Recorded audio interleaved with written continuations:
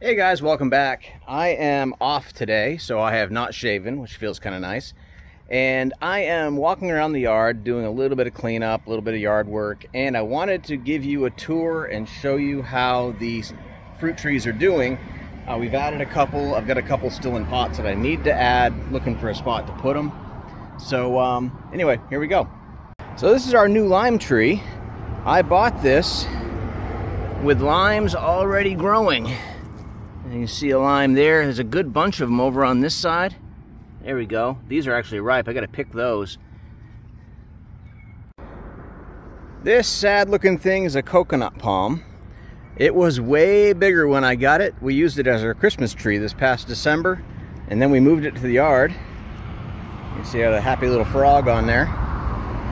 So it is fighting. It's trying to come back and become a big tree, so hopefully this will work out.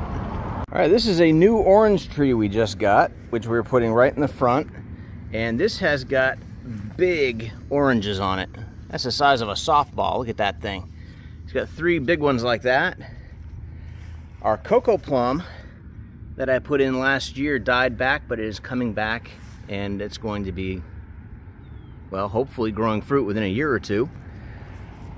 This is an orange that I planted here 2 years ago. We had a frost, it turned yellow, I cut it out, and it's coming back from the stump. Got another orange. This one is thriving this year. We got a few oranges off of it the past couple of years, but this year I've got, well, I'd have to go through and count, but I have a lot of oranges on this tree now, which is very exciting. Of course, we have our starfruit tree. This has been featured in a few videos. You can see it's getting really big. It has some starfruit on it right now. You can see them growing in here in the branches. It has a lot of blossoms, so it's getting ready to make more fruit. And unfortunately, it has a lot on the ground. Our hurricane that we had last week, the only damage we really had was to this tree. It blew all the fruit out. The neighbor's chickens came over and ate it all. So, moving on. All right, this little guy here is our June plum, and it is making some little plums. I got a couple of plums off of it last year. They're really tasty little plums. They're very different from what I'm used to. I like them a lot. They're a Brazilian variety. Got another tree frog in here. Hey, little frog. Heading on to the next one. All right, this one I've got growing right next to my raised bed is called a pigeon pea. This makes little pods, almost like a pea pod, and it has little tiny peas inside of it that you can use in recipes, and you can just eat fresh. You have to boil them, because when the pod's dry, they're a hard little thing. They're almost like a nut. So that's another one of our trees there that's doing very well.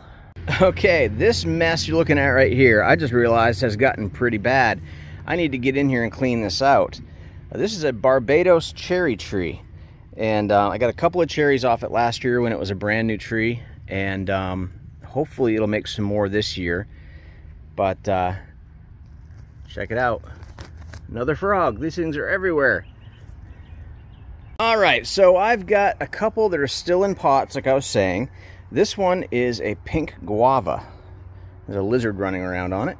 But what I wanted to show you about this one, it's actually leaning up against my grill at the moment, but it has fruit on it too. I got one right here in my hand. It's got about 5 or 6 on there. So once I get this moved to its permanent location, those should ripen up and we'll have fresh guava. And of course, what Florida yard would be complete without avocado? So that is something that I cannot wait to get into the ground. I got to pick just the right spot. We tried avocado a few years ago, and it was in a low spot in the yard. We got a lot of rain and they drowned. So I want to be careful with this one because I really love avocado and I want them to grow. All right, right next to our starfruit tree is my loquat, and we planted this loquat a couple of years ago, and it's grown a bit, but it has not fruited yet. I'm told it takes 2 or 3 years from the time you plant it before it starts making fruit. And it's a beautiful tree, and if you've never had loquat, I highly recommend it. Sweet fruit, kind of shaped a little bit like a pear, so definitely worth a try. All right, so I saved the best for last. This one is super awesome, and it's not something I've seen a lot. I saw it once last year, and it didn't work out. So I'm hoping this year it will do better. But right behind my head here, my head is here for size comparison. That is a dragon fruit blossom. So our dragon fruit cactus is looking like it's doing really well, and hopefully that's going to be something that we'll be able to harvest this year, because we love dragon fruit too, and growing your own just makes it that much better.